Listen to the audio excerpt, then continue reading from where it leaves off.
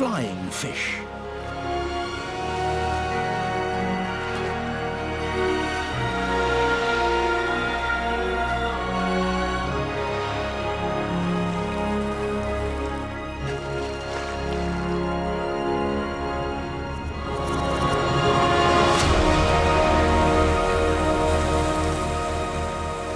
With an extra thrust from their tails, the flying fish get airborne once more.